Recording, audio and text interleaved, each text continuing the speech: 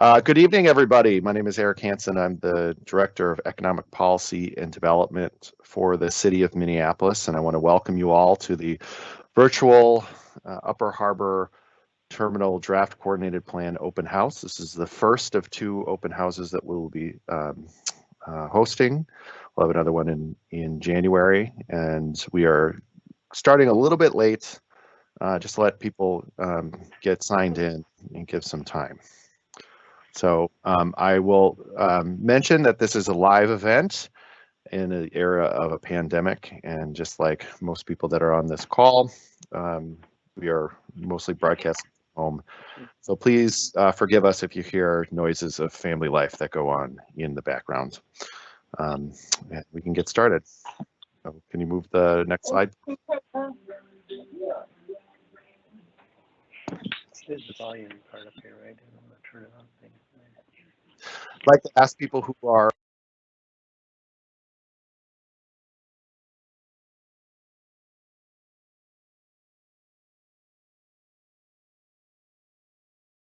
please. Sorry, I was muted there. Okay, next slide, please. Okay, let's go over some meeting logistics. This is a Microsoft Live event. Attendees will have an opportunity to submit questions. Presenters will answer the questions in the Q&A portion of this event. For both the web and mobile versions, if you lose audio, check to see if you've paused the live meeting. So just check your equipment and maybe you need to push play again. Tonight's open house is being recorded and will be available on the project website. Call-in users, please keep your phones muted, and we encourage you to participate via the live event link as well, so you can see what's going on the screen. Next slide, please. You have an opportunity to ask questions. On the web version, you can ask questions by clicking the Ask Question button in the lower right corner of the window. You can submit it, and it will submit a question to the project team, and you can do that at any point of this presentation. You can also make sure you can check the box to ask the question anonymously if you do not want to give your information. You can also like a comment or question in the featured questions tab. On the mobile version, the Q&A is in the upper right-hand side of the screen. And view the question box in the same steps as above. Click Ask the Question, and you can ask anonymously. Okay, next slide, please. So what we're going to do tonight is we're going to have an introduction of the project team that's been working on the Upper Harbor. We'll go through the background and the process to date of this project. We'll go over the draft coordinated plan and the presentation. We're in part of the public comment period for the coordinated plan before it goes to the city council earlier in 2021. We'll go over the community benefits, the real estate development plan, public realm and infrastructure, and then implementation and next steps. And then after about an hour of presentation, we'll take questions for roughly about half an hour. We'll see how it goes. At the end of this, we will, after we talk about or answer the questions that we can answer now, there is a possibility that some of the questions will need further research, but all the questions that are answered today will be uploaded on the project website, and we'll be doing a frequently asked questions as well, and that'll be on the city's project website, which is upperharbormpls.com. That's upperharbormpls.com. There's also a connection to this event on the city's legislative management system, which is lims.minneapolismn.gov or lims.minneapolis, all spelled out, mn.gov. Okay, next. All right, let's meet the project team. As I said, I'm Eric Hansen. I'm the executive sponsor for the city's side of staff, and I work for the Department of Community Planning and Economic Development. And we'll show the presenters here tonight. And what I'm going to do is I'm just going to call on people and I'm going to have them introduce themselves. Now, because this is technology and it's 2020, some of our presenters might not already be on because we've had some technical difficulties. So if we have not got them on yet, we'll ask if they're here, and if they're not, we'll introduce them. I'll introduce them, but then we'll move on and have them introduced once we get them on. So I'm going to ask if Markella is on the line yet. Can you hear me? Yes, we can, Markella. I'm sorry, there was a pause. Can you hear me? We can hear you, Markella. Go ahead and introduce yourself. Okay. And Awesome, thank you. I am one of the ones that are having technical difficulties today.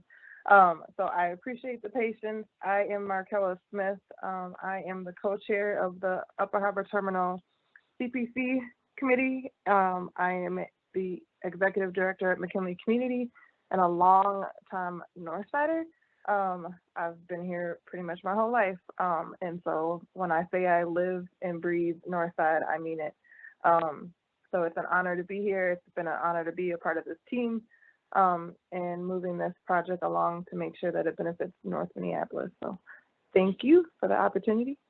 all right, thank you, Markella. And as she's calling in because we were unable to get her connected via computer, so we will probably have a lag time when she is up and talking. So we're glad that we could get her on the line. The CPC is the Collaborative Planning Committee, which is established by the Minneapolis City Council to be to work directly with the project team and move the concept plan into the coordinated plan. And we're very appreciative of all of the members, the 15 or so members that are on the Collaborative Planning Committee that work tirelessly, multiple times a week and with a lot of homework to get to us. And we're very appreciative of you being on the call today, Markella. Okay, we'll move on to our project team. Hillary Holmes, who's our project coordinator with CPED.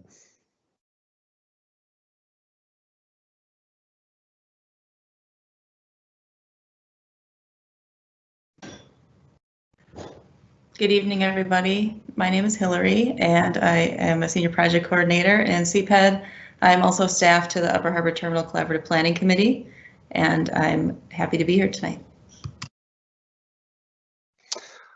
All right, next is Joanna Hicks, the principal of Element Consulting. You're on mute. Hello. Hello, I am Joanna Hicks. And I am working as the project management consultant for the city of Minneapolis. Thank you, Joanna. And then our development partner, Brandon Champo from United Properties. Good evening, everyone. I'm Brandon Champo. I'm Senior Vice President and Market Leader for the United Properties Minneapolis office and have been on this project since we were selected as developer in late 2016. And appreciate the opportunity to talk tonight. Okay, we have 4 members of our Public Realm and Infrastructure team. I'm going to start with Nathan Koster from the Department of Public Works.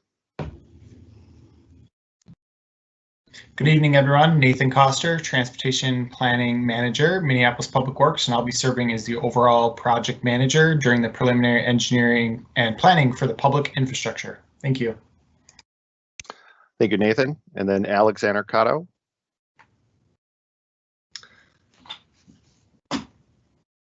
Hello, everyone. Alexander Cato here. It's a pleasure to be here tonight. I'm a transportation planner in Public Works. And for this project, I'm serving as the lead transportation and engagement planner and working very closely with Nathan Koster. So excited to present a little further on in the presentation.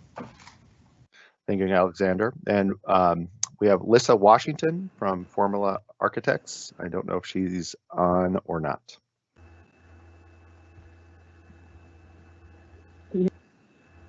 Okay, so Lissa will hopefully be here later in the presentation. Otherwise, Lissa is one of the project managers that working with our infrastructure and public realm team, and she's with Formula Architects, but we'll let her introduce herself as well when she gets her technical difficulties fixed. And now Craig Vaughn, principal from SRF Consulting. Good evening, Craig Vaughn with SRF Consulting. As Eric just pointed out, I'm working as an extension of city staff on the public realm and infrastructure team, alongside Lissa Washington, one of my colleagues, working on the community engagement aspects of that project, which we'll share with you a little bit more later on this evening. Thank you for having me. Thank you, Craig. So the presenters will have this evening, and we can go to the next slide, please. Okay, before we get started, I just want to remind everybody that we will have a little bit of a lag time as people get to talk, and if you're playing virtual meeting bingo and your card only says you're on mute, it might be your lucky night. So let's see if we can throw it over to Hillary and talk about the project background and process, and then I'll be at the back with you at the end and we'll ask some questions. So please do look at that question and answer tab and answer a question or ask a question when you would want to. We'll take them throughout the evening. Hillary, go ahead.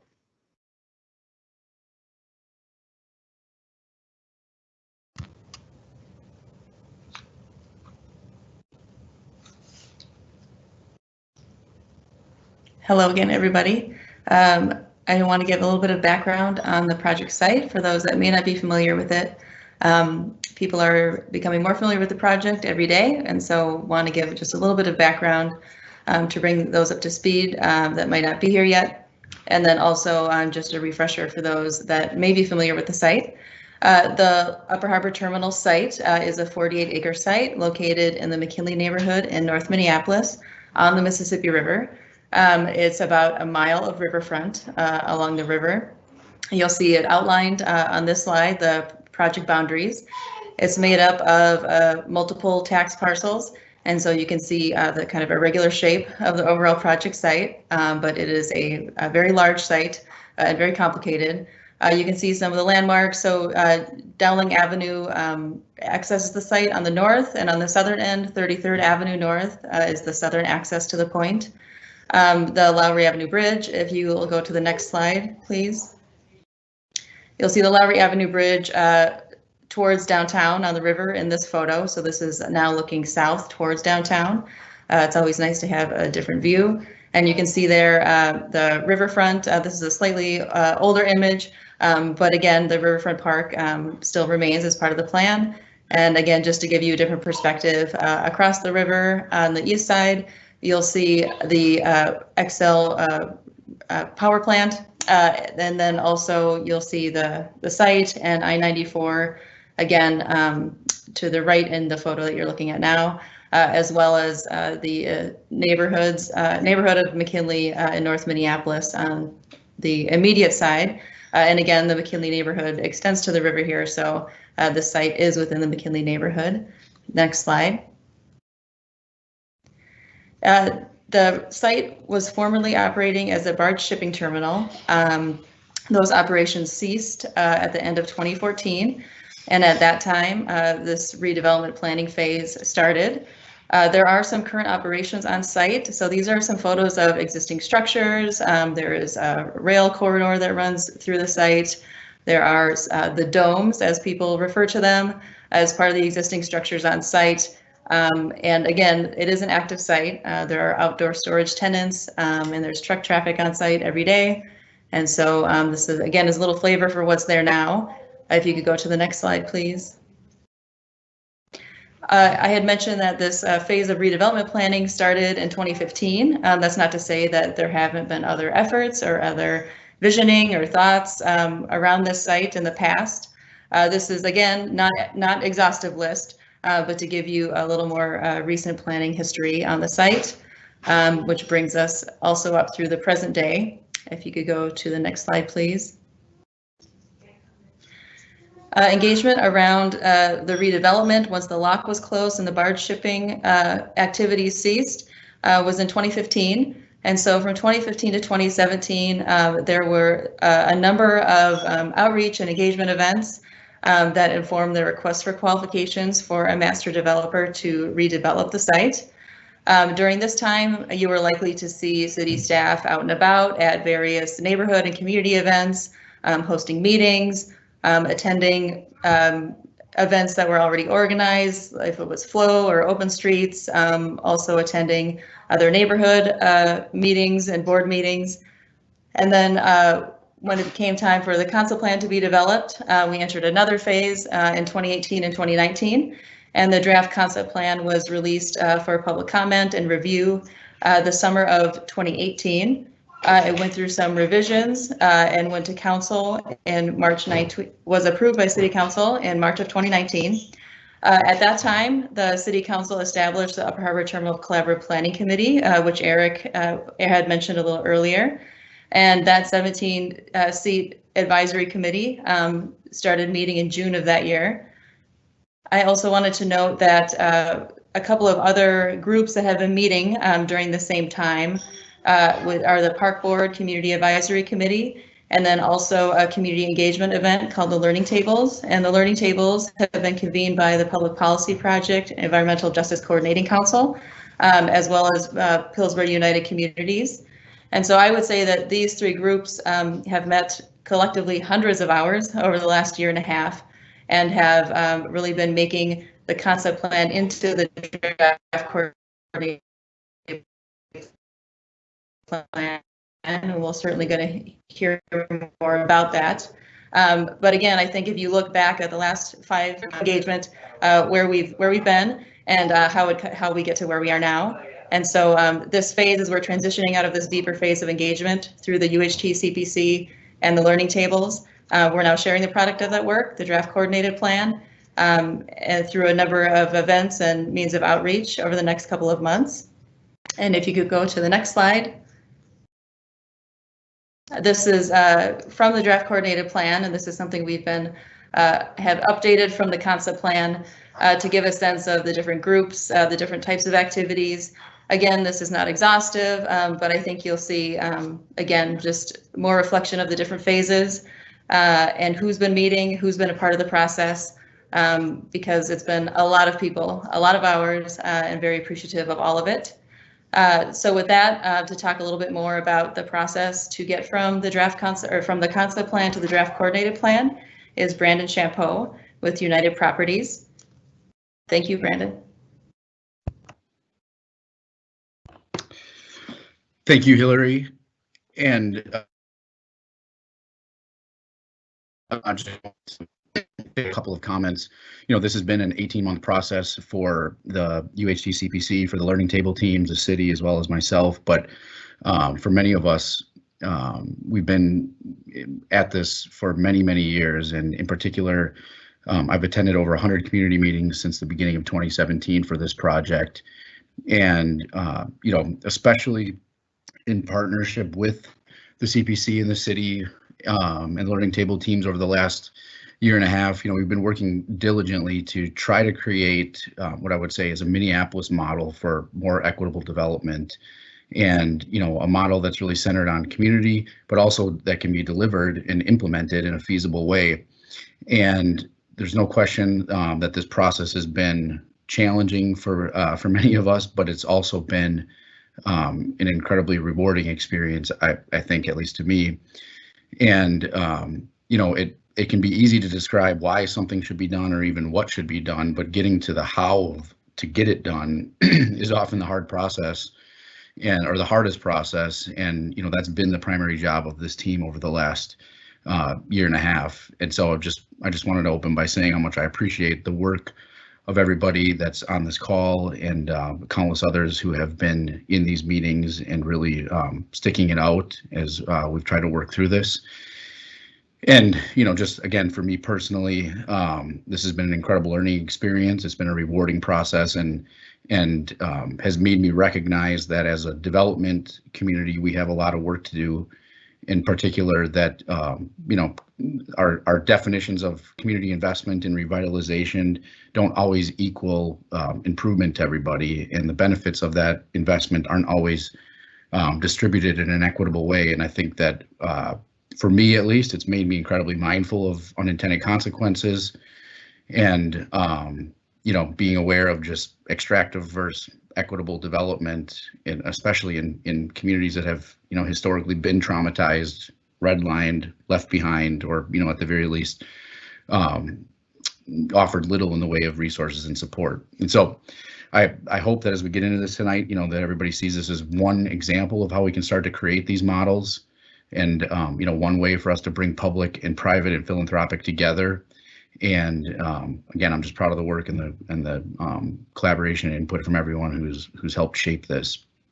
So we'll jump in here, and what this slide is showing is before we get into specifics, I really wanted to point out a couple of major changes that have resulted over the last 18 months, and in particular, when we had the concept plan approved in March of 2019. That was the result of 2 years of engagement that our team was part of, which was, as Hillary just mentioned, that was piggybacking multiple years of engagement prior to that. And,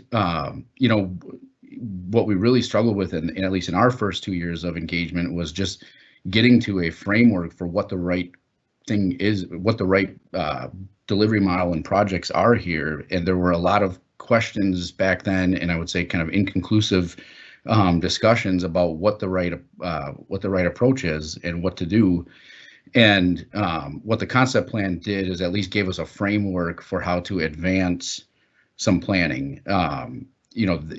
In 2018, for instance, there were comments like this entire site should be a park, and then that would be followed up by somebody who said the entire site should be dedicated to housing, and others who said there should be less park and more places for jobs. And it was really difficult to kind of bring all of those pieces into a complete plan. And so the March 2019 approval gave us a good starting point, but it left a lot of details to be figured out. And I think this chart that we're showing here is just to kind of show a couple of the major items.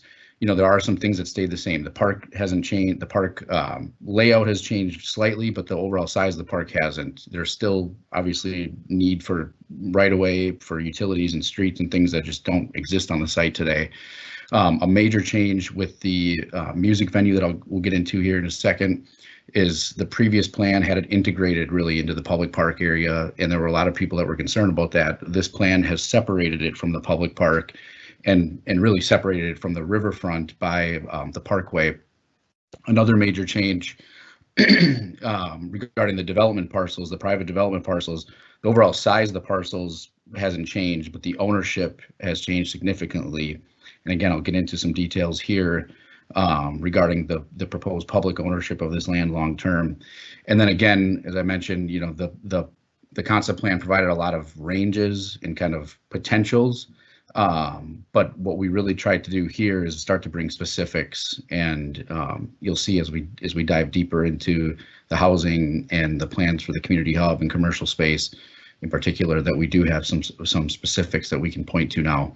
And then finally, the hotel, there was a hospitality component as part of the concept plan that we anticipated would be a riverfront hotel fronting the park, and that was a major concern to a lot of community members. And so we've removed that and have replaced that site, have replaced the hotel use there with mixed income affordable housing.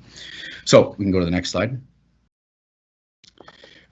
Just to point out a couple of the changes that I just mentioned here, and again, I know some of this, since we haven't dove into the plan yet, may not be apparent, but just to kind of show, in particular, where the CPAC under A, the CPAC was part of the park before. It has now been moved out of the park and onto its own site. Again, I mentioned the Riverfront Hotel, which was fronting the park, where we're showing B, has now been replaced with mixed income affordable housing. And then another plan, as in the concept plan, what's shown as parcel C, we had intended as a future phase project, really because we didn't know what the future of GAF just to the south of here was going to be. They're a private property owner. They've indicated they're not going anywhere, and so part of us advancing that now into phase one is that we do have a sense of what's going to be on the south end of the site for at least the foreseeable future. And there was also some very strong opinions by members of the CPC that we need to advance more job creation earlier in this project, and so that southern end is focused primarily on that, which we'll show again here in a second. The community health and wellness hub, which we are showing as D. Previously, it was just identified as a hub with really no detail. We have now started to solidify some ideas there, but they're still in many cases in idea stage. And I mentioned the public ownership of the land. I'm going to get into that in more detail in a second. So if we could advance slide, please. Another major change here in March of 2019, for any of us that remember, we were on our second year really of a three-way partnership between First Avenue, United Properties, and Thor Construction. And at the end of 2018, Thor started going through some financial issues, which led to a bankruptcy and the company shutting down, unfortunately, which was a major hit for North Minneapolis, for our state. They were the largest minority-owned company at the time in the state, and you know, just unfortunate on many levels. And so there was a really, I'd say, you know, a hole in our team for a while that many community members were asking us to fill. And earlier this year, we were introduced to Devin George, a former Northsider, or not former, he is a Northsider, but he's been living in California for a number of years and had won a couple of NBA championships with the Lakers, but is now in the second phase of his career, has created and has been doing some really incredible affordable housing projects. And so we were introduced to Devin earlier this year and have been advancing discussions with him on a partnership for the affordable housing. And also there's an interest by Devin to lead the community hub vision that we'll talk about in a second, and to help convene partners that could get that done. We can advance this slide, please. So another you know, major, as I mentioned, just trying to get people in 2018 and 19 really to center around some kind of conclusive agreements. Another component that we really needed to get through early with the CPC over the last 18 months was defining who is community in this project. And the definition of community meant a lot of different things to different people. Some of the people that we heard from earlier said, you know, this is the Mississippi River. This project belongs to everybody in the U.S. This is a national landmark. Other people said this is a regional project. The community and the overall region needs to benefit, or the state needs to benefit. Others said nope, it's the neighborhood that's next door, or it's, you know, people living closest to the project. So we really needed to define what community, who community is, because that's really where to start the conversations of who's going to primarily benefit here. We needed this definition, and I won't read this word for word, but you know, generally speaking, the definition that has been recommended by the Upper Harbor CPC is really you know, focused, I would say, primarily on individuals who have either lived near the site, have been marginalized in communities near the site, either marginalized in the past or are currently being marginalized, and you know, really the individuals who have experienced the most hardship, whether through displacement, natural disasters, you know, financial for financial reasons. And so throughout the plan, we use the word community, we capitalize the word community, and for anybody who wants to know who community is part of this plan, you can come back to this definition. And this was a real key moment for us to get through this, because as I said, it really helped set the stage for everything that came after that. You can go to the next slide, please. Another major step besides defining community was really determining what the project's value should be. For many years, we've been working off of what were called the 9 characteristics of success for the project, which, you know, in many ways I think are still relevant. If you read those characteristics, they describe a place that I think anybody would love to be a part of. But we really needed to bring more definition, particularly with a definition of community. We needed to really define the values and things that we need to filter every part of this project through. And so 6 values were identified through this process with the CPC and with help from and input from learning table events, as well as the city.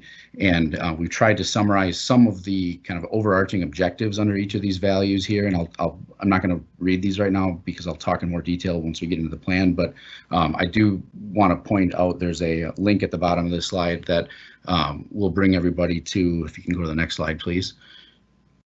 We'll bring everybody to the more detailed matrix, decision matrix.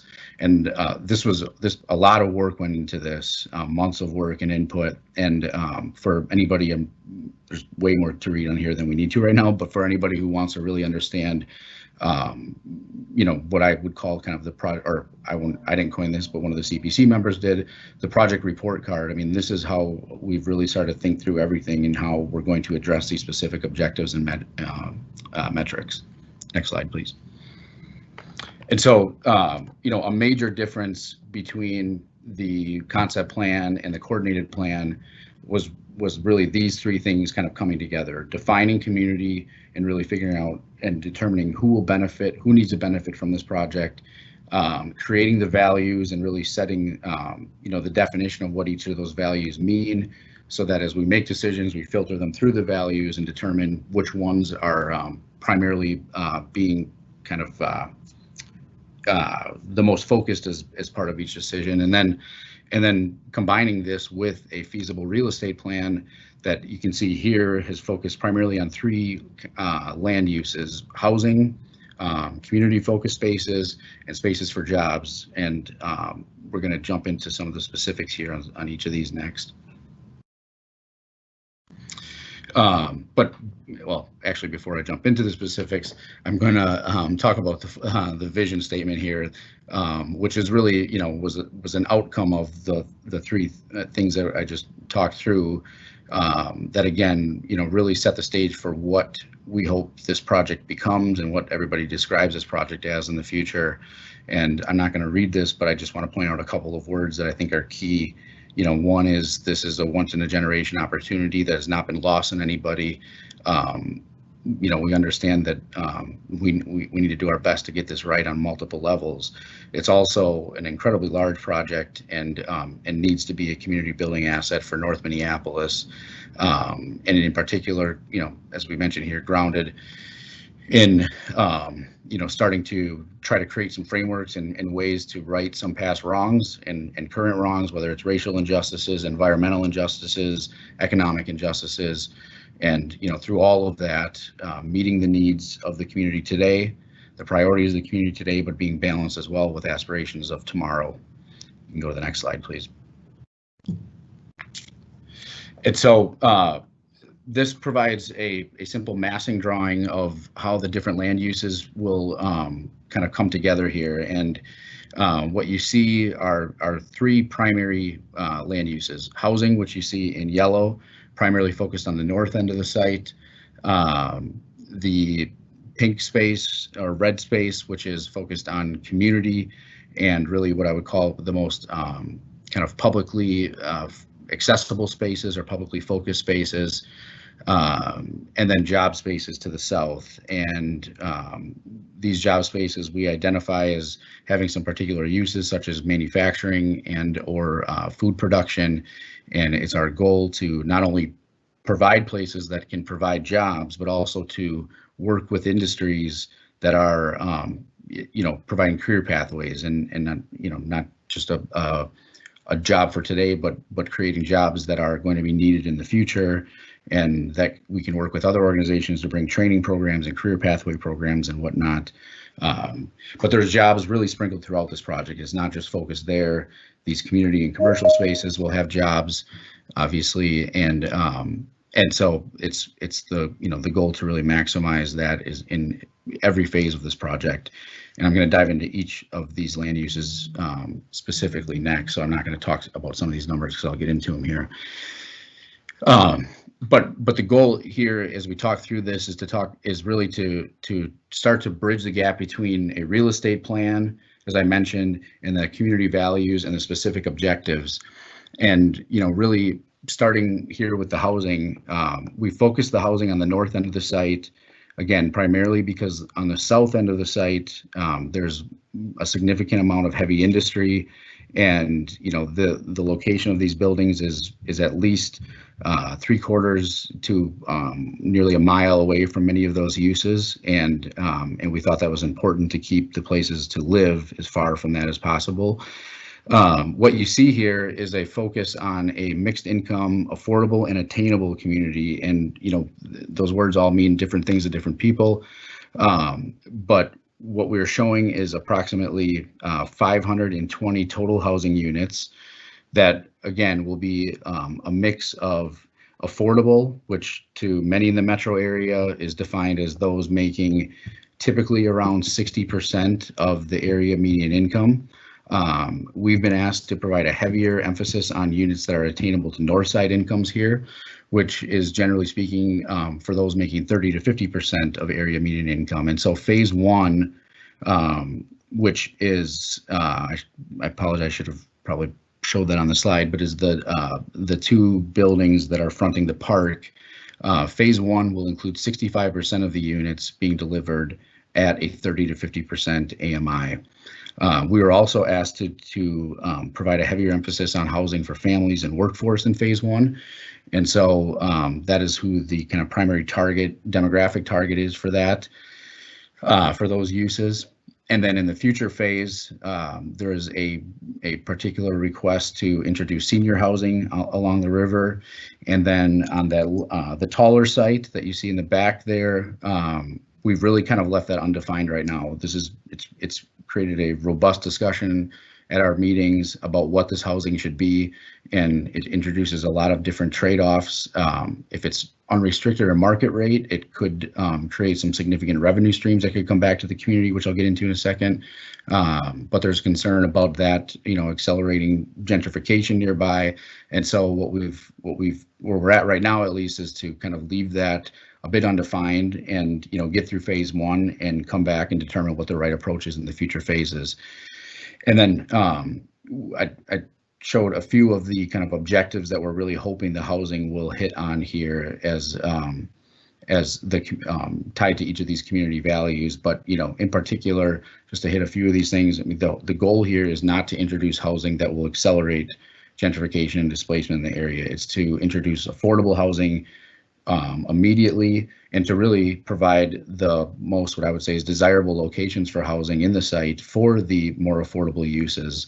And the places fronting the park, fronting the river, those will be affordable. And if there is any unrestricted or market rate, it will be pushed to the back or closest to the highway. And then, really what the overarching goal here is to create what some people have coined a see it, be it community, a place that has a mix of incomes, a mix of occupations, families, seniors, workforce. And, really, I think the kind of community that most of us would aspire to live in, we hope is what ends up being delivered here. If you can go to the next slide, please. This provides just a depiction of what that phase one housing could look like. Obviously, a lot of detail that need to be brought to the design yet, but that's part of the next phase. Next slide. So the job summary on the south end of the site here, again, focused on providing living wage attainable jobs in industries that are more future focused or that provide some career pathways for people. And in particular, there's been a request for us to really focus in on the food industry. Companies that do healthy food production that can provide not only a job, but could also be delivering healthy food back to the community.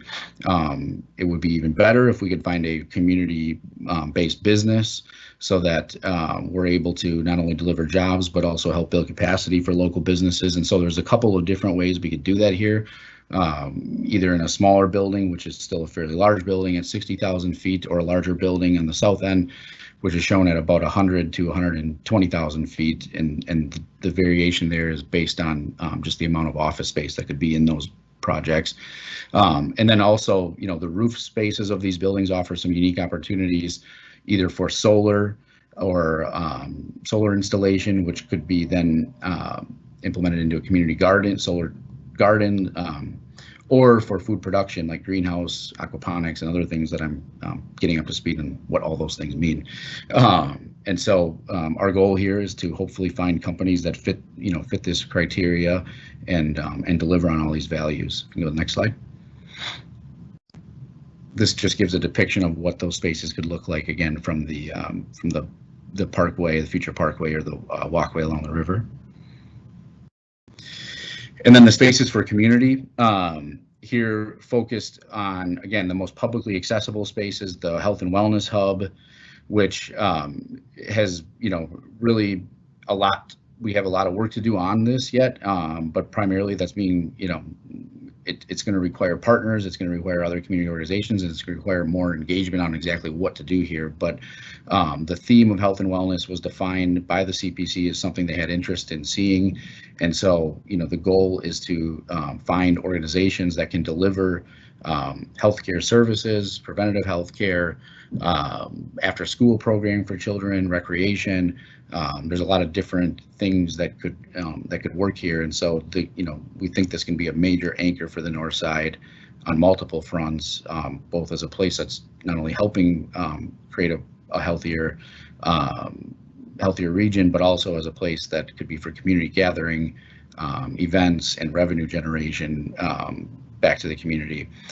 The ground floor commercial space that you see that's a sliver of the kind of red areas and the ground floors of these buildings, we think really needs to be heavily programmed in relation to the community hub, and making sure that we're thinking about this as a district and not as individual assets.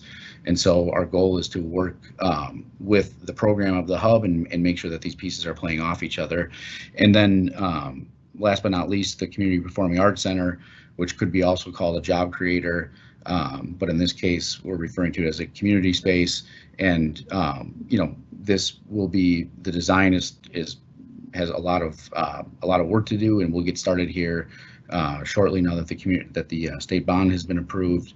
But the First Avenue team is dedicated to figuring out how this music venue will really become something that is a proud place for North, and a place for community to come together, a place that can also create opportunities for entrepreneurs, whether it's food entrepreneurs or management of the venue. And so this will be a place that will generate a lot of activity to the site, and there's a lot of different ways that we can start to plug different community components around that to make sure that they benefit.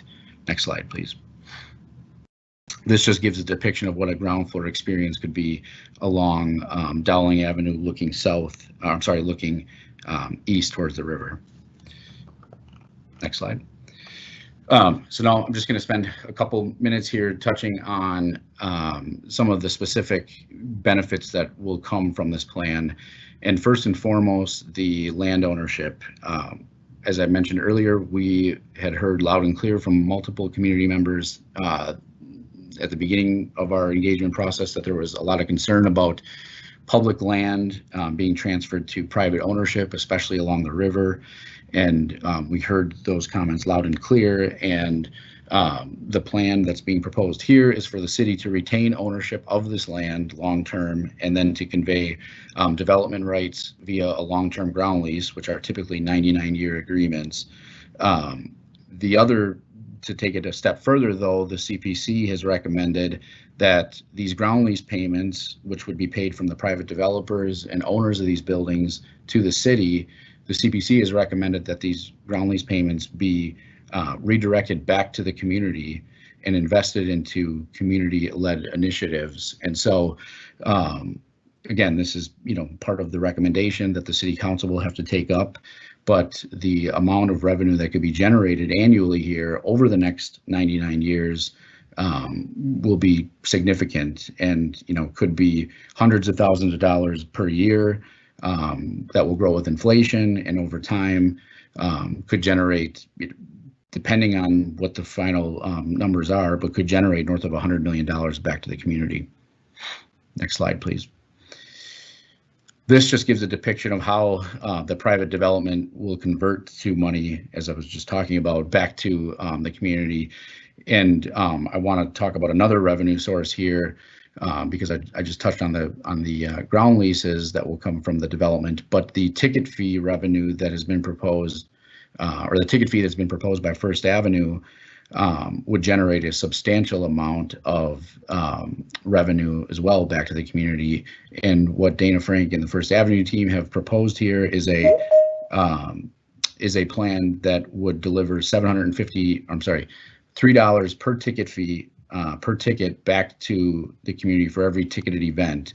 And this could generate approximately $750,000 a year, depending on the number of tickets sold. And so that, combined with the ground lease revenue, is a substantial, offers a substantial amount of revenue back to the community. Next slide, please.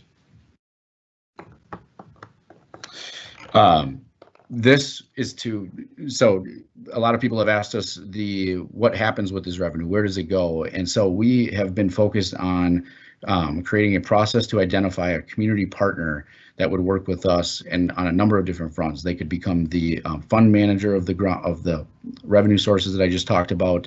They could also become a partner in the real estate on the project. And we show here, again, some of these community focused spaces that we think a community partner would be best suited to work with us to potentially be either an advisor or potentially a partner or co-owner on these projects, or to own them outright. And so we are working on an RFQ process that will try to identify who this partner could be or coalition of partners. And then next year, once this group is identified, we'll work with them on the specifics of how to integrate them into this plan to make sure that all of these community focused spaces are being delivered with community at the forefront, not only day one, but also in year 10 or 20 of this project, when others maybe have moved on. So next slide, please. This is just a quick description of what this entity could be and the roles that they could play. I talked a little bit about them, whether it's fund manager or program advisor, all the way up to partner and owner. And there are multiple types of organizations like this that exist around the country, and multiple models that we've looked at, whether it's CDC models or community trust models or coalitions of various partners and organizations. And so we've shown a few of them here just as examples if people want to research, what we and the CPC have in mind for what this organization could be. And then the process of selecting this group, as I mentioned, would be through an RFQ process that would commence after the plan is hopefully approved by the council. And then over the next 2 months, we'll be working with the CPC to draft that RFQ and the qualifications to get it ready for release, and then with the goal of selecting this partner in June. Next slide, sorry, I'm almost done. And this is just a more graphic description of what I just mentioned as far as the selection timeline.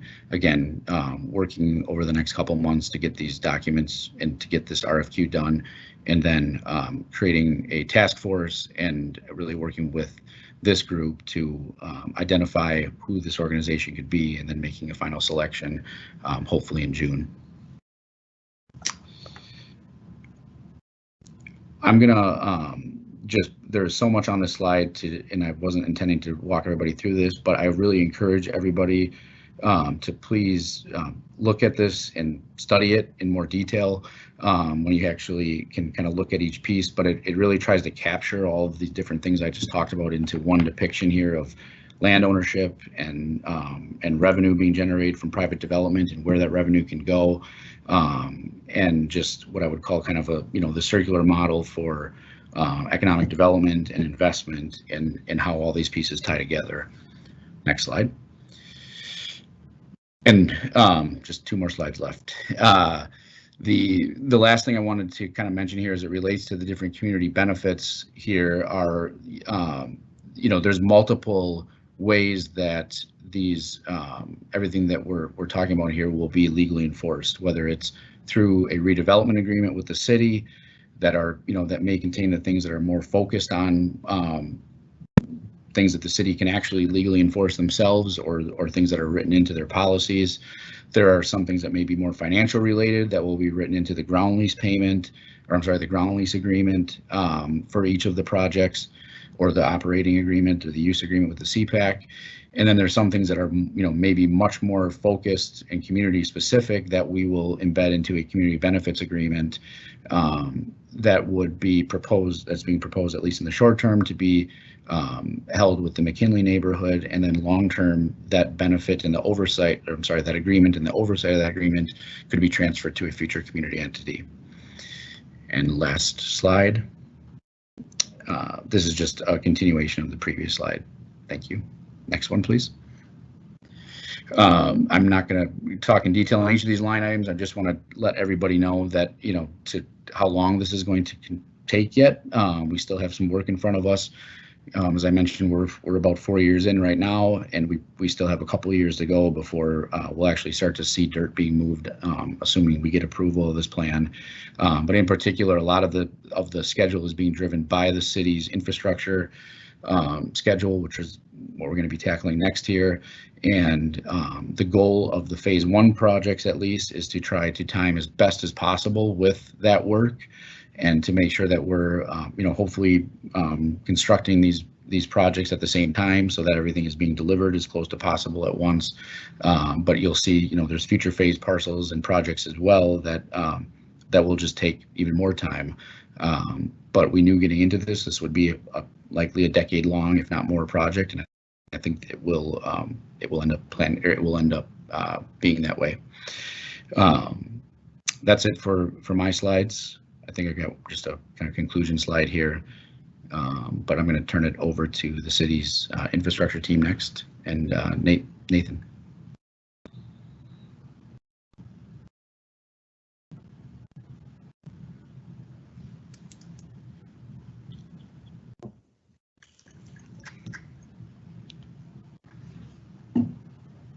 Yeah, I can take it over.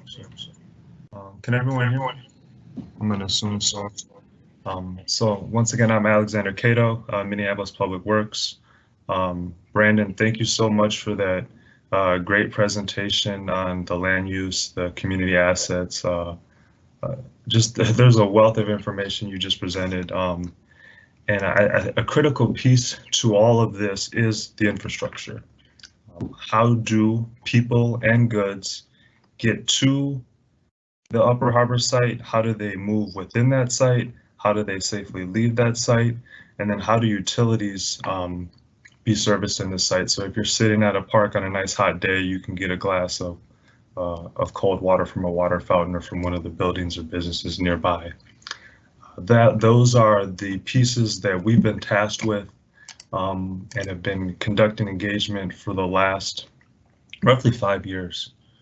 And the infrastructure is coming in 2 different phases. In phase 1, you can see on the map here, we have Dowling.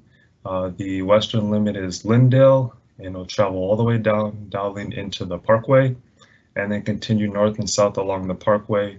We also have 33rd Avenue. So those 3 pieces of infrastructure are about a mile. Doesn't sound like a lot when you say it, but a mile of infrastructure is quite a bit. There's a lot of planning, design work, and then ultimately construction that goes into that. Like I said, there's been, and Brandon talked about this at a great detail, there's been over 5 years of engagement around the Upper Harbor. There's been a lot of collaborations with community, with Minneapolis Park and Rec Board, Mississippi Watershed Management Organization, Hennepin County, Minnesota Department of Transportation, to reach a point where we're at now where we have preliminary design concepts that we will be sharing and starting engagement in January, so next month. So I'm going to go through at a very high level the pieces of the infrastructure. There's a lot of information here. If you take anything away from it, it would be just kind of the scope, some of the goals of that, and also that we will be conducting engagement in early 2021. And at the end, I'll transition to my colleague Craig, and he'll talk more about the engagement specific pieces of the infrastructure. While I'm still on this slide, just wanted to highlight a few critical things. So with our intention with this is providing a transportation system that gets you to the site, allows you to travel within the site, and helps you safely leave the site, provides utilities. With all of these transportation movements, we want them to be safe and to prioritize our most vulnerable users, which are pedestrians and cyclists and rollerbladers and skateboarders, etc. Transit is also very important as well. We've been meeting with Metro Transit to ensure that as service is provided to this area, that we make it, that our design provides the best transit service possible. And also that we are offering a very riverfront oriented experience. We've been collaborating a lot with the Minneapolis Park and Rec Board to ensure that the Parkway and the park itself are a very pleasant public realm experience that's very inviting and very welcoming to the general public. Next slide, please. So this is what we're calling Upper Dowling. This starts right around Dowling and Lindale and travels east across I-94 and then along Dowling into the site. Our proposed design for Upper Dowling, you can see in this picture here, would be a full reconstruction. So we'd be ripping out all of the street, the sidewalks, etc., the utilities, and putting down brand new infrastructure. On the north side of the street, we would have a typical sidewalk with a planted boulevard with some plantings. And then on the south side, we'd have a two-way multi-use trail. You can see in this rendering here that there'd be some cyclists on here. This would be shared with pedestrians as well. We do these treatments in areas of the city where we have very constrained space, and they prove pretty effective. And it's a design model we like to use, like I said, when we're in a really constrained space, and still prioritizes pedestrian and cyclist movements. Next slide, please. As we transition to cross the Dowling Bridge and the interstate of I-94, we are still in conversations with the Minnesota Department of Transportation, since they are the legal owners of the bridge, to identify potential treatment options to provide a safe experience for crossing the bridge. The bridge is not slated for reconstruction in the near future, so we're proposing some really light touches. One of the examples here, the bubble on the far right, is from Plymouth Avenue Bridge. And right now there's physical separated ballers and two-way bike paths on the bridge. So we're considering a similar treatment like that, but still continuing those conversations with MnDOT. Next slide, please. Lower Dowling, and Brandon shared this slide in his presentation piece earlier on. This is that kind of gateway experience as we're entering the site. This is our proposed preliminary design. You can see a two-way bike path, some plantings, and then to the right a separated sidewalk. And then you can see some of one of the buildings over here, and you're seeing a really lively public space with a lot of pedestrian and cyclist activity. And this design would continue into the Upper Harbor site.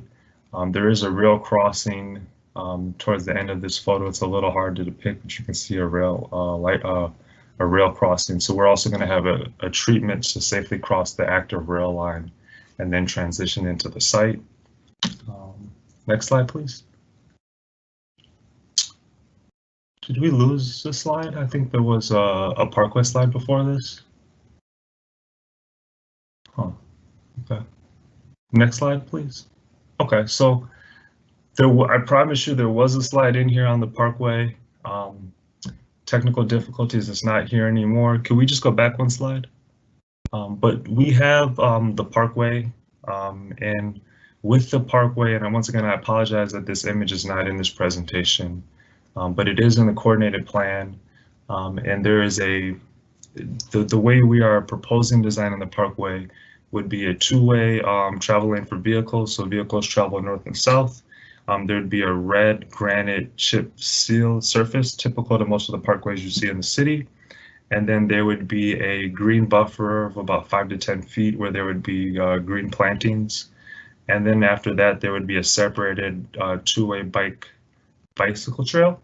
And then separated from that would be another green buffer and then a separated pedestrian trail. So really separating modal users, so separating vehicles from cyclists, from pedestrians, and really creating and really trying to maximize that riverfront experience so that way folks that are in the site can safely travel through it and really just activate that public realm.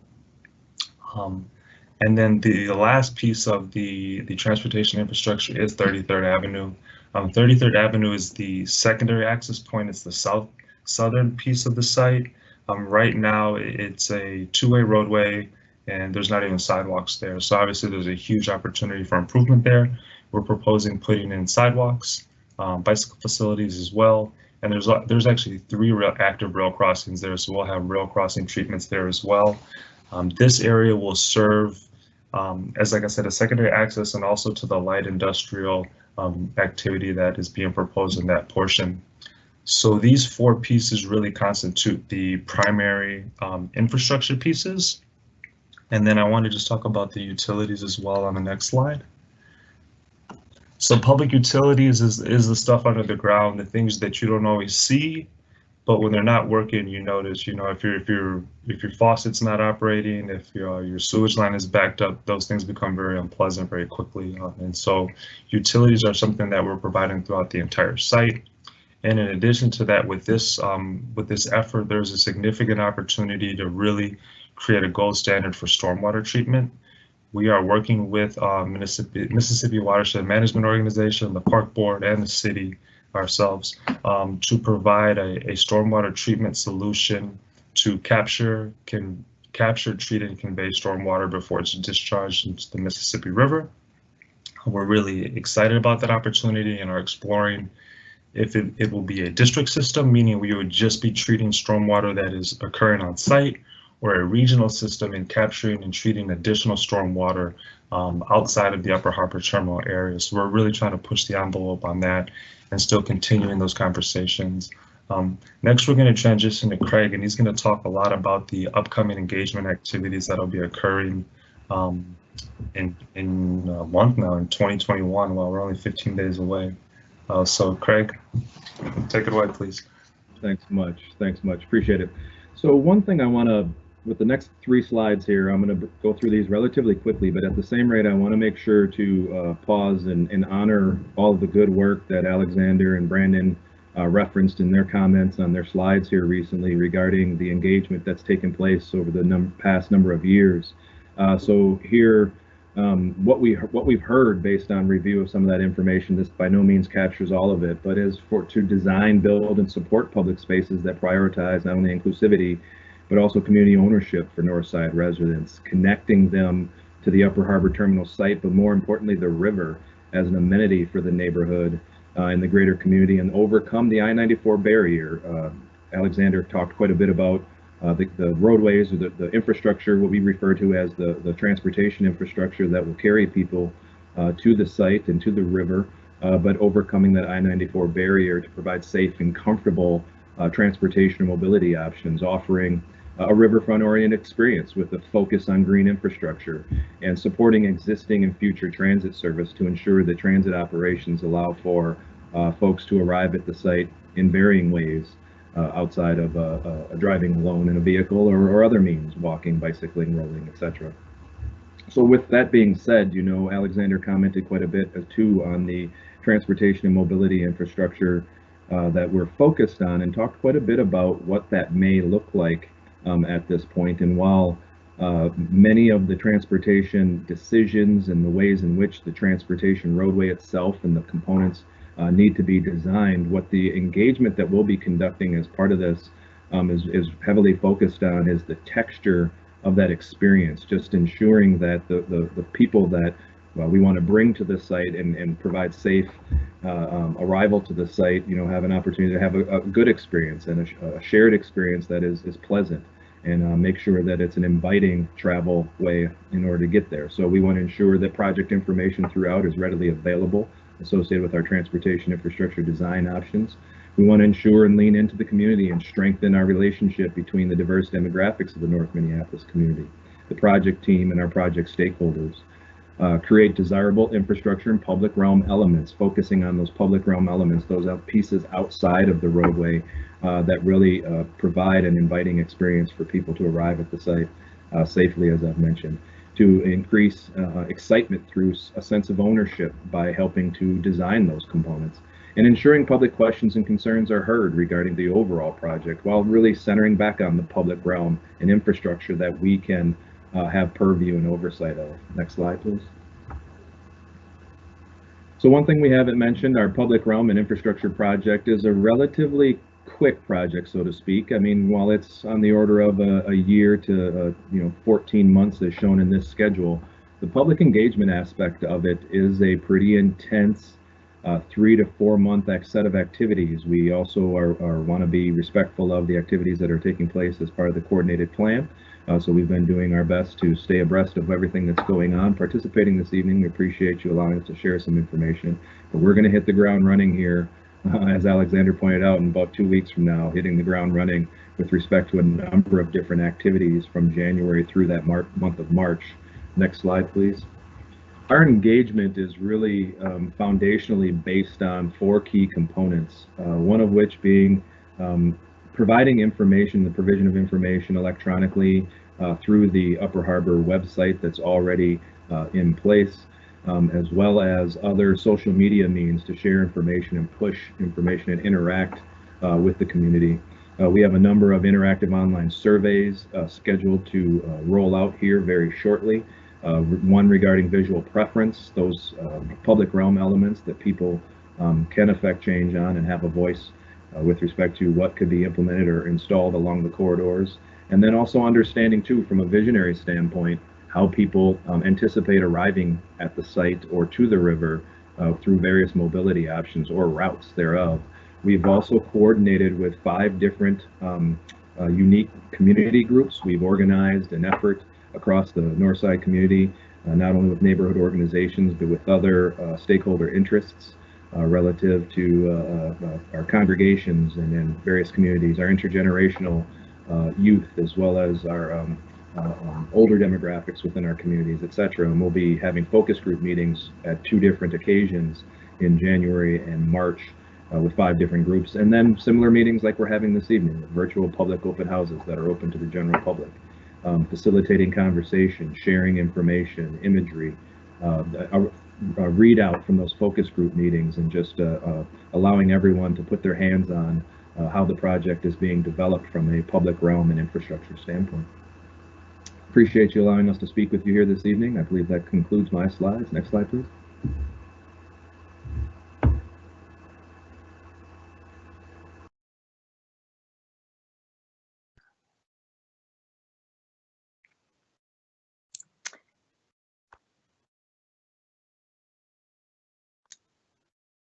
Hello, I'm Joanna Hicks, and I'm going to discuss the implementation and next steps. So starting December 5th through January 15th of next year, we are obtaining public comment on the draft coordinated plan. We will be working through the City Council process for the coordinated plan approval in February of next year. Starting in January and moving through August, we will be going through the environmental review process, which is the alternative urban area review. Following that, or concurrent with that process, will be the public realm engagement design and engineering. We will then in the fall be working on the City Council approval of term sheets for the phase 1 developments, as well as approving the concept plan for the public works. And then throughout 2021 and 2022, we will be working on design and land use approvals for each of the phase 1 developments. And we expect the construction to start in fall of 2022 on the phase 1 infrastructure and the park. Next slide. So the public comment period and online feedback survey is open through January 15th of 2021. We will be completing draft plan outreach and engagement throughout December and January. The public comments and the final draft plan are going back to the Upper Harbor Terminal CPC in January. They will have 2 more meetings and are working through those comments. And our final draft plan will be sent to the City Council for consideration in February of next year. And then I'll let Eric take over.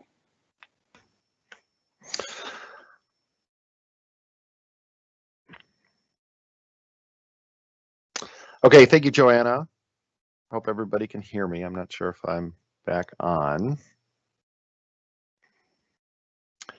We'll just say that people can hear me. So we're at the question and answer section. As you can see, in the live Q&A event, live event Q&A, you see some published questions from people who have been asking. We're going to go around and answer some of these questions now. And like I said, these will be published on the city's website. I do want to take an opportunity to remind people of the Upper Harbor mpls.com website. We have a lot of materials on that site, and I want to just direct your attention to the tab under reports and studies, which will have a lot of background information as we go. So let me move on to the questions here. Okay. Small screen, a lot of open tabs. So here we are. Okay, let's start off with the first question, which is, it's going to be directed, I'm going to ask this in a two-part question. I want to first ask Brandon to opine about it. It's with respect to the housing choices that were made. And then I'm going to ask, after Brandon can respond, to have Markella talk a little bit about the conversation that the CPC has had with Brandon around the housing mix. And so the question is, why isn't public housing and or social housing part of this plan? So Brandon, why don't you remind us of what housing's there and the consideration of public housing?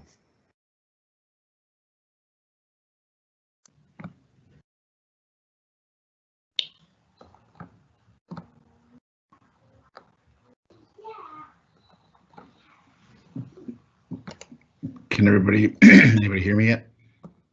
I can hear you, Brandon. Oh, Oops. sorry.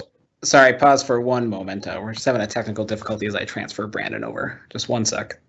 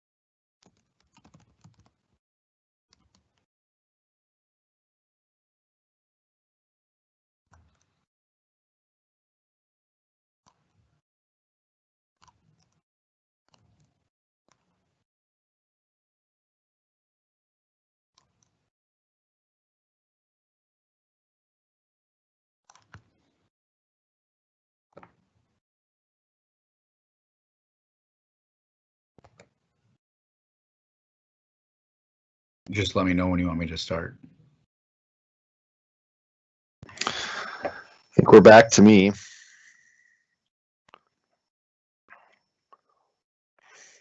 John, while you're trying to figure that out, let's move down to another question. We'll come back to that question. I want to talk about one that I think has been coming up, and it's around environmental review. There's a few questions, and I'm going to try and answer a few of them. One is around why is the AUAR completed after the vote on the coordinated plan. Another one is reference to soil mitigation and the potential of an environmental impact statement, and the environmental impact statement and an AUAR, which is an alternative urban area-wide review, are in the same category of environmental reviews. And for this project, an AUAR will be completed. The form of environmental review that reviews the project's environmental setting, the potential environmental effects of the project, the development concepts and scenarios, and then produces a very specific mitigation plan to that development. The purpose of these environmental reviews is to disclose the potential environmental impacts of the development project and identify ways to avoid or minimize those impacts. This is a planning tool that we will use to understand how the development scenario will affect the environment and the community before the development occurs. The process is designed to look at the cumulative impacts of these anticipated development scenarios, and in an area like the Upper Harbor, including noise, traffic impacts, or cultural resources. This environmental analysis from the AUAR can be used in the discussion project. The process and the coordinated plan approval sets the development plan that the AUAR would research. And so the review and the approval of the coordinated plan, the coordinated plan approves the concept that the property owner, which would in this case would be the city, where the mayor and the city council are the decision makers, support. So the coordinated plan approval sets that development concept that can be then reviewed on the AUAR. So there are mandatory thresholds that trigger these reviews, and they're set by the Minnesota Environmental Quality Board. There are multiple opportunities during the AUAR process for public comment, and the City Council, as the responsible government unit for the AUAR process, will approve the scope of the proposed AUAR following the first period of public comment. And we expect that to occur earlier next year, so sometime in the first quarter. And once the AUAR analysis is complete, the proposed mitigation strategies are identified, it'll go back to the Minneapolis City Council and they make a determination if the study was adequate, and that will also follow another public comment period. So it's the AUAR that needs to occur using the concept, the coordinated plan development process, so that once that's over, we can see, the normal development review process can begin, which would be the final design of the required infrastructure, so the roads, the stormwater management, utilities, as Alexander talked about, and then the site and in the building design, so we go through the planning commission process. And so it will occur over time, and the AUAR allows for buildings to be built over time as opposed to just one fall swoop, as has been proposed in the phased approach to this development. And then as far as it connected to the soils, there are a number of reports on that Upper Harbor website that has phase 1 soil investigations, phase 2 soil investigations, reviews of the existing structures, and a number of other environmental reports that we have conducted over the past few years. But as far as soil management, I do want to see if I can get Alexander or Nathan to maybe give us a little bit of overview of their work with MWMO, the watershed organization for this area around stormwater management and what we'll see in the natural environment. If I could ask Alexander to talk about that process. I was actually going to defer to Nathan if he's on. All right, Nathan's fine too.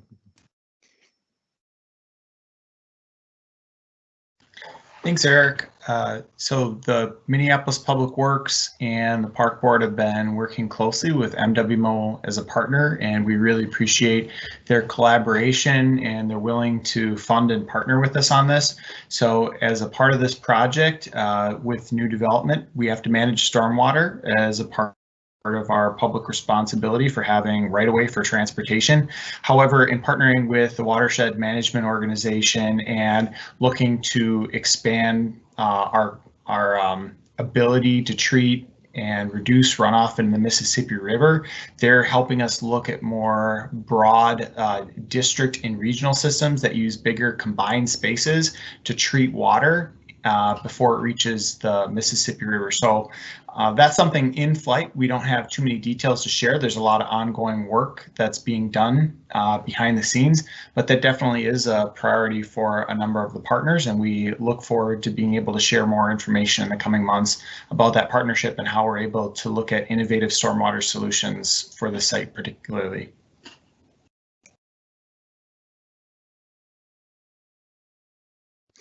Thanks, Nathan. Okay, let's see if Brandon is ready to go on the question around public housing and social housing. Brandon, are you back on? I know we had some technical difficulties. I think I'm back on. Everybody can hear me? I can hear you, yes, sir. Okay. So the question regarding why not public housing and or social housing included in the plan, I'll answer this a couple ways. I want to first emphasize what we are proposing to do here, and what we are proposing to do is to deliver a private model with a partner who I mentioned earlier, Devin George, who has experience developing affordable housing and experience developing housing in North Minneapolis, affordable housing in North Minneapolis, and who we're incredibly excited to work with. I've toured his buildings and have seen how his management team interacts with the residents, how they go through their selection process, application process, and I think step one in really delivering the right model here is just having the right partner, and a partner who especially has is grounded in North Minneapolis as someone who grew up there. So the second part here is really what we're proposing to do as far as delivering in phase one, really an all affordable project or two projects. The total amount of units in phase one would be about 270. 65% of those units will be delivered for at incomes that are attainable to Northside residents, which, as I mentioned earlier, is primarily, depending on the source, but primarily people that are earning between 30 and 50% of the area median income, which the area median income is over $100,000. And so this is, housing that will be available for people, roughly speaking, between 30 and 50,000. So a heavier emphasis on that in phase one. The other thing that we are doing here is providing the affordable housing in, as I mentioned, the most kind of prime locations on the project, along the river and in the park, or facing the park, and making sure that we really lead with affordable in those locations. And so we certainly, delivering on a public housing model where the city leads it or something. I mean, that is not something that really has been brought to the table as something that the city, I think, is interested in doing. I mean, or that many of the community members we've talked to and working with the CPC, the idea has come up a few times, and it just I don't think has gained a lot of traction in the meetings. The goal has really been to create a mixed income affordable community here, and one that, as I mentioned earlier, provides a diverse range of housing options, targets a diverse range of occupations and income levels, and also emphasizes really creating mechanisms to ensure that Northside residents are the first to access this housing and are prioritized in picking the residents that will eventually live here. And then I think the other thing I wanted to just maybe piggyback onto that is that, as far as social housing, I mean, there's a lot of different definitions of what that could be or what social housing is. And I think there still is some potential ways to incorporate this, whether it's in some of the units, if there's certain demographics or people that we're targeting. There was some discussion early in our process about the housing strategies, about, bringing or providing some units for at-risk youth. I think all that's on the table. It's just a matter of, finding a partner there that would want to work with us in that, and making sure that it's something that will fit with the rest of the housing being proposed. And I don't know if Markella wants to add anything to that or not, but I know.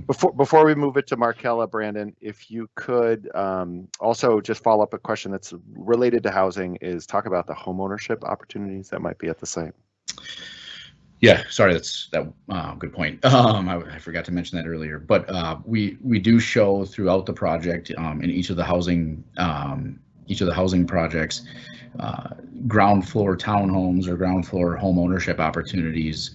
And that was something that was intriguing to a lot of people as we started to think through how we could deliver this. But the goal here is to try to balance creating housing that help satisfy a need for North Minneapolis today, but also, thinking ahead and trying to create pathways to wealth creation, and effectively home ownership. The goal, the end game is not to keep people in an affordable unit forever. The goal is to provide affordable units for those that need it most, and then get people on a path to eventually, like we said, being able to earn equity and invest. And so we're talking about, with these home ownership opportunities, potential partnerships with multiple organizations there that could maybe deliver perpetually affordable units. The final strategy there is still something that we're working through, as far as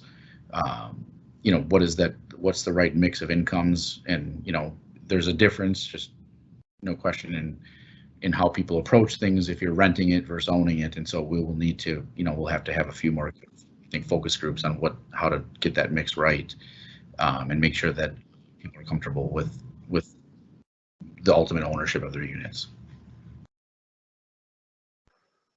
Thank you, Brandon. So we're going to see if we can get Markella to get on. She's, as we know, she's calling on the phone, so take a little bit of time. But maybe if you could share the deliberations of the CPC around housing, I think that'll give some light. So we can hear you. Did you hear the question?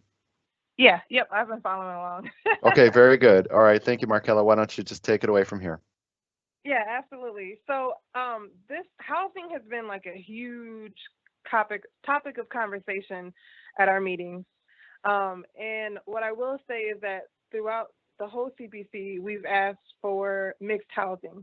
So we didn't want it to be a development that was all affordable or all low income.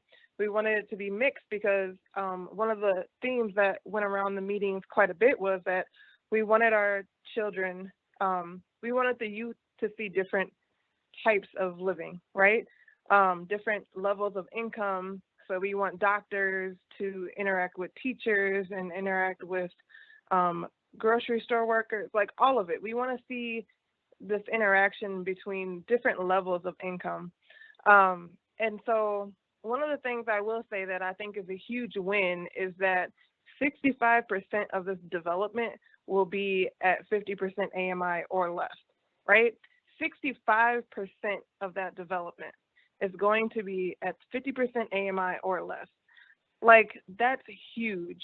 And I feel like that directly will benefit Northsiders. Like, we'll be able to get into this development without feeling like we don't belong because we can't afford it or because we don't have this kind of qualification.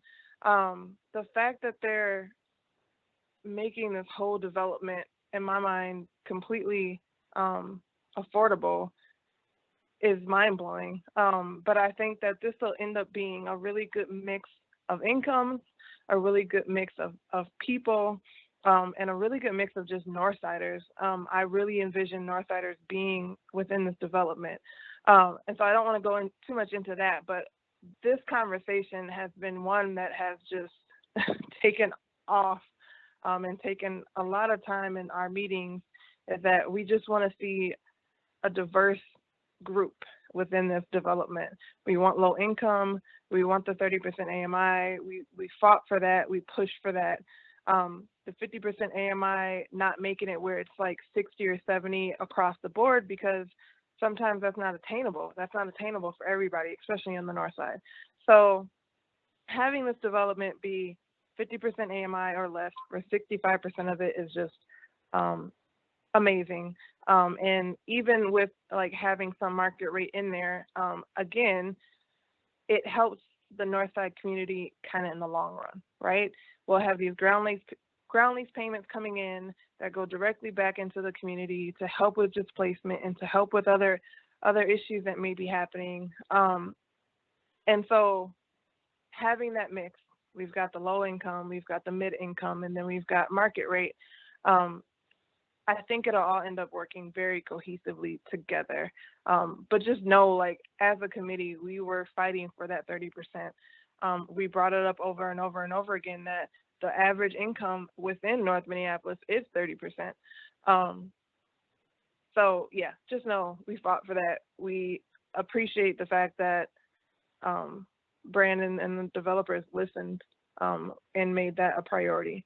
So I hope that answered the question. Yeah, Markella, it does. If you could just hold the line, I'm going to ask you a follow-up question on a different topic in the list. But for those who are listening or watching at home, AMI means area median income. It's what we use in planner and housing development speak around affordability for a unit. So for example, in Minnesota, the metropolitan or the area median income, or the middle income of those families of four in the Minneapolis-St. Paul region is around $100,000. And that's a great number for this conversation, because the average income, the middle income in the north side, is about $50,000, or about 50% or half of that. And AMI is important because it sets the rents of what you can afford to 1/3 or less of your income. And so for those who know, you can have affordable housing with very expensive rents for those in the north side. So for those hearing AMI and not knowing what that is, that's what that means. And to follow up about, inclusion with the north side, we have a question around engagement with McKinley neighborhood residents, specifically with respect to those who do not have connections through the internet to participate in this meeting or others. What are things that that are happening to make sure that residents know? And I'll also ask Hillary after you're done to have some technical elements to it as well. So from the McKinley neighborhood situation, can you share how the word is getting out? Yeah, we've obviously, because of COVID, been doing a lot virtually. And we realize that could be a barrier to others within North Minneapolis, or for community members to get involved. However, what I will say is, if you are on social media or you are using the internet, definitely follow us on Facebook at McKinley Community. Our website is mckinleycommunity.org. And we've got sorry, I'm losing my train of thought here. We've got an open house on the 20th. And that's going to be kind of a conversation like this, but focused at McKinley. It'll be via Zoom. We've also got one scheduled for January 10th. Again, it'll be a conversation where people can ask questions, get more in-depth answers to things that are maybe just nagging at their brain a little bit or that they don't understand. I would encourage, if anybody wants to drop off a note or a question or anything like that to us in person. We are at the buildings Monday, Wednesday, and Friday. We're not really doing in-person meetings because of COVID, but you are more than welcome to drop in and leave a note or call our phone. And if you give me just a second, I can grab the phone number. I should know this by heart, but my brain is full. All right, you can always drop us a phone call, voicemail, text message, 612-524-9623. But if you are able to get online and join in these conversations or drop us an email, anything like that, it just helps us keep track of things a little bit more. But yeah, we're trying to have conversations around this. I take a number of phone calls and emails literally every day about this. But we're here to listen. We want to get your input. We want to know how best we can serve, especially the McKinley community and what they want. So. All right, thank you, Markella. And I also want to encourage those that are on the call to also share the word that this is out here. One of the ways that we get the word out is through community support. And so you've made it here. We're very excited that you're here and listening to this, but we also need your help to make sure that this gets out to the broader world. So Hillary, I'm going to ask a couple of questions to you with respect to some of the engagement in the process. So can you talk about some of the online engagement methods we are planning over the next few weeks? Yes, certainly. Thanks, Eric, and thanks, Markella. Since we transitioned to online meetings for both the committee and the learning tables, and then the park board CAC also went through the same process early in the summer, late in the spring, early in the summer. It's been a bit of a dynamic process without ever knowing quite when we'll be able to be in person.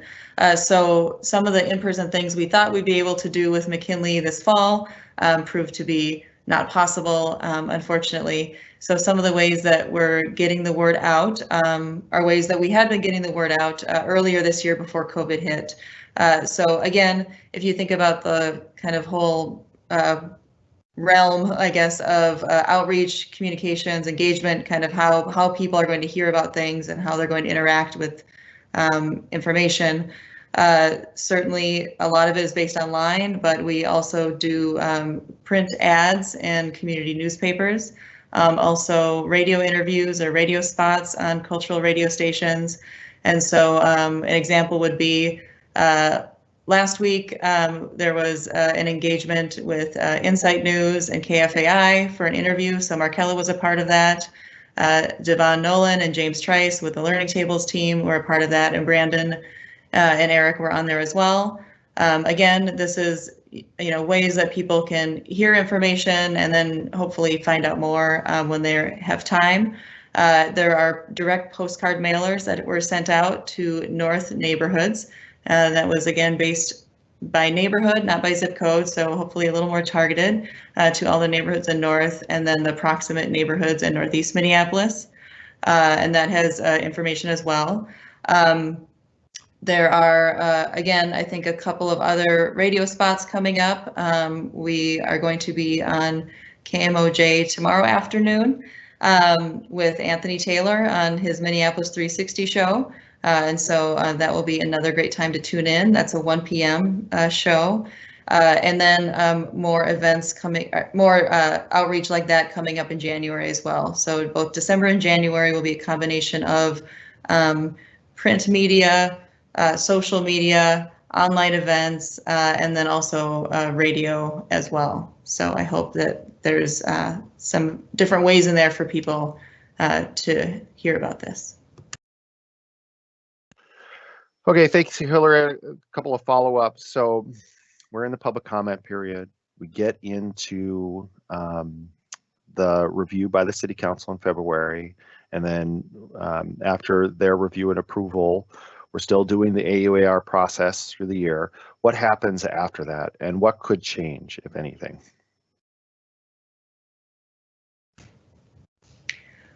Thanks for that question. I think this might be around, kind of how the coordinated plan might change after approval, and then also maybe a little bit about, I think just in general what happens after coordinated plan. So we had touched on that a little bit as part of implementation. Since phase 1 is more advanced than phase 2, and those development parcels will be advancing to design and land use approvals later this year after getting through the AUAR review process. Term sheets and what would typically be a land sale, but since we're not selling the land, it will be a different process. I don't know if you would refer to it as a land transaction, maybe, because it's a ground lease and not a land sale. But the term sheets, so that sets the terms for those land transactions, will be at City Council later in 2021, and so I believe that was on the implementation timeline as well. And for each development parcel. And so that would be for the parcel 1B, the affordable housing project on the river, right on the river, and then parcel 6A, which is another mixed use affordable housing project located at Dowling in Washington. Parcel 5, which is the production and processing jobs development on the south part of the site. Those would be advancing as part of phase 1. And then the conveyance of the land to the park board for the park would be advancing as well. And so as far as changes to the coordinated plan, I would say there is a bit to be figured, worked out still through the design and land use approvals. And so it would be based on individual parcel process for each individual parcel to get to the redevelopment agreements. So I had mentioned term sheets and kind of ground leases or land transactions, which then the City Council authorizes the city staff to then go. Eric, you can get me here because you might need to bail me out, but I don't have quite the right phrase, but to enter into a redevelopment contract right. with the development entity. So if that's again a partnership between United Properties and if it's building blocks or George Group North, whatever the entity might be, together, then the city would be authorized to enter into redevelopment contracts for those. Okay. And then phase 2, I'll just wanted to note, thanks for a little more time.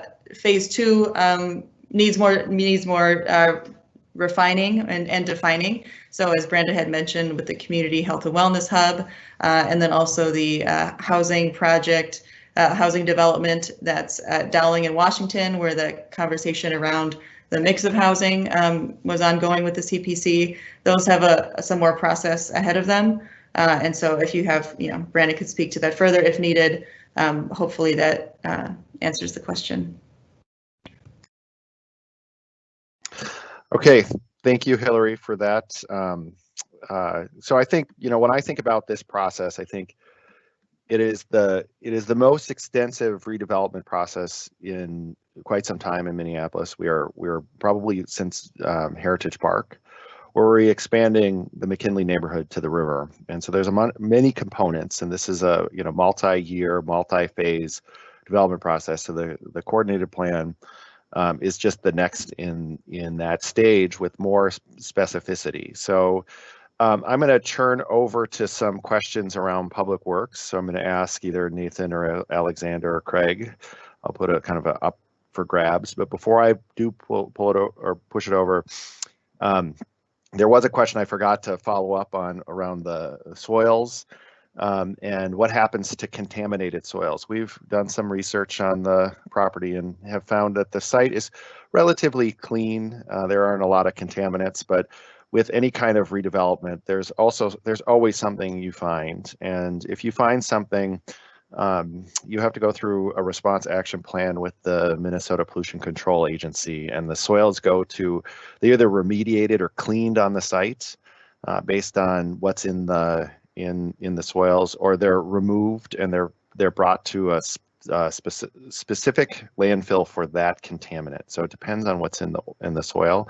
And if it's really dirty, which we don't expect, sometimes you just have to work on it for a long time where it's at to clean it up. So it doesn't move, it just gets cleaned where it is. So we're not expecting a lot, but we will find that out as we go along, and you can look at those reports online. So back to some access questions. So a lot of times with these projects, especially this one, it's hard to envision what the road is going to look like coming into the site, and the pictures are nice, but we have all gone across Dowling Avenue Bridge, across I-94 and down to Washington Avenue, where the site entry is, and it's not necessarily all that welcoming.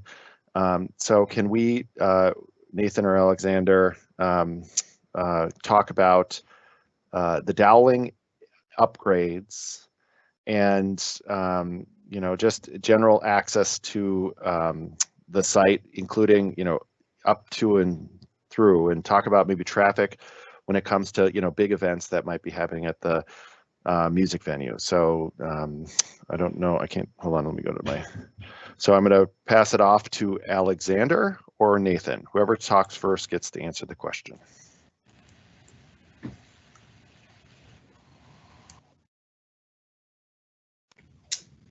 Thanks, Eric. I can take this one. So in regards to traffic, we're taking a two-phased approach. So we are looking at the existing traffic as well as projected traffic through what we're expecting through the coordinated plan has been presented today, as well as looking what it would be under if it were to be ever developed under the 2040 plan, so max build out, so getting like a worst case scenario. So we're kind of covering our bases from that perspective.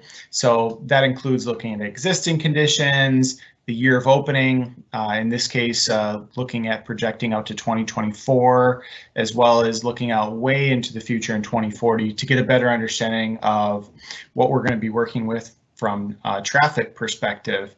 So we do have that information. We're looking to get that posted to the Upper Harbor MPLS website, as Eric highlighted before.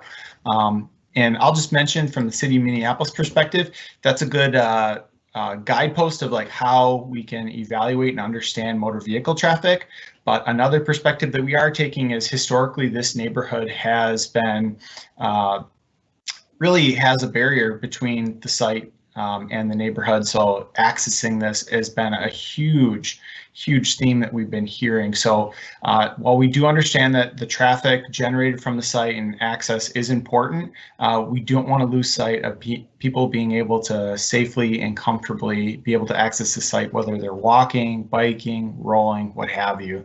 So there's many components of that. And we are looking at configurations, as you've seen today, to add sidewalks, trails, while also looking at turn lanes and maintaining the access, because we know that Dowling is one of the few access points on the north side. In regards to looking at more of a travel to management plan for larger events, That's something that will be under development in the coming months as we get a better understanding of what ultimately the venue is going to look like. But as the city approaches many of these larger venues, we have a number of them throughout the city, as you'd imagine. We have pretty good experience of how to handle robust traffic. And the city is committed to developing a very robust, multifaceted, multimodal plan that will be approved as a part of the site planning process. And not only developing the plan, but committing to ongoing monitoring, evaluation, and adjusting it as we learn more about the site and how the events operate. So with these event management plans, there's many strategies that we take as we go into these, whether it's looking at shuttling services, doing campaigns as far as making sure people are aware of the many ways in which they can get to the site, making sure start times don't impact some of the peak hour commute periods, promoting transit, using traffic control agents. So there is a well-established suite of activities.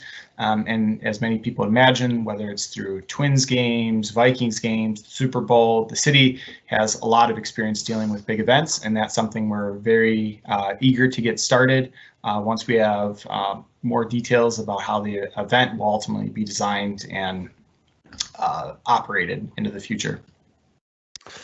Thank you so much, Nathan. And one of the follow-up questions is in respect to something you mentioned, which is how is transit being handled to and from the Upper Harbor?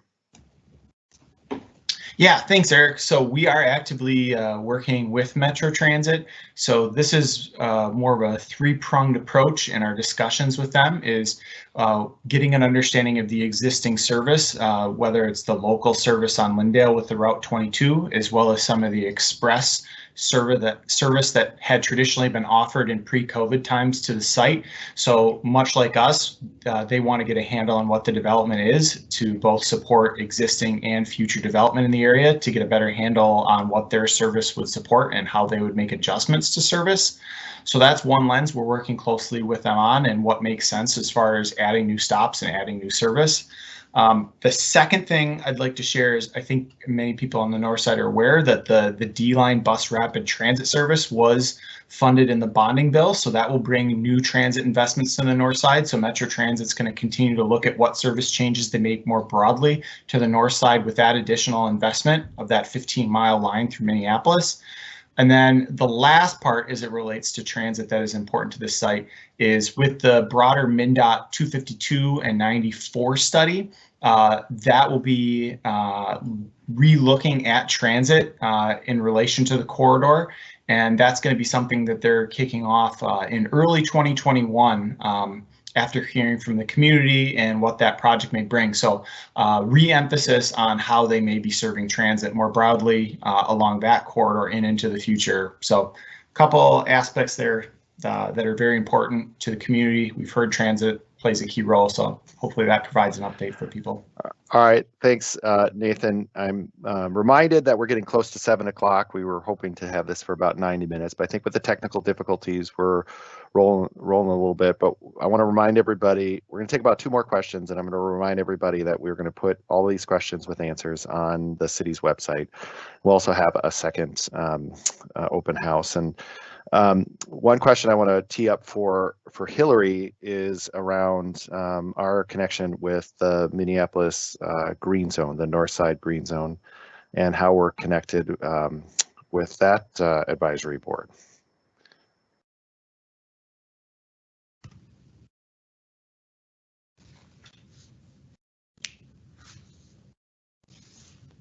Hi. Okay, I'm seeing someone nod, so it seems like you can hear me. That's good. I'll try not to look at the screen because then that just throws me off. Okay, so the Northern Green Zone Task Force, yes, also convenes. We have a couple of important connections with that group, namely that one of the UHT or the other UHT CPC co-chair, Ms. Vanessa Willis, is also on the Northern Green Zone Task Force, and I believe is now in potentially a chair position with that group as well. And so we do have a built-in connection there. We had another committee member that was also serving on both, and so that was a connection. James Trice with the Learning Tables and Public Policy Project, Environmental Justice Coordinating Council, also known as EJCC, has been working with that group as well. And then also on a staff level, my colleague Kelly at the city staffs the Northern Green Zone Task Force. And so we have been coordinating to understand kind of, keep track of both committee meetings and understand kind of where both groups are tracking. And then I also wanted to note that the matrix, equitable and inclusive resilient development matrix that Brandon had referenced to the presentation that the UHT CPC is working with, has been working with, also pulls from the Northern Green Zone principles. And so there are, multiple ways that, these two kind of groups or processes, kind of overlap and complement each other. And so hopefully that answers the question as well. So just know that there are, there is ongoing communication. And we were talking about some upcoming meetings between, what the next meeting is going to come up for the Northern Green Zone Task Force. And since it's the public comment period for the draft coordinated plan, the best way to participate is part of that meeting. So stay tuned. Thank you, Hillary.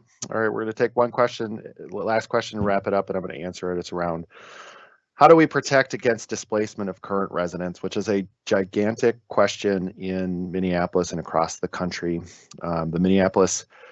The city of Minneapolis has participated in an anti-displacement network with cities across the country. This is a project that was identified in the concept plan to look at displacement pressures, and I want to be very supportive of the Collaborative Planning Committee in this work, as they've made sure that we are being mindful of those that live and work in the neighborhoods now, and that those are folks that need to be here when this project is open.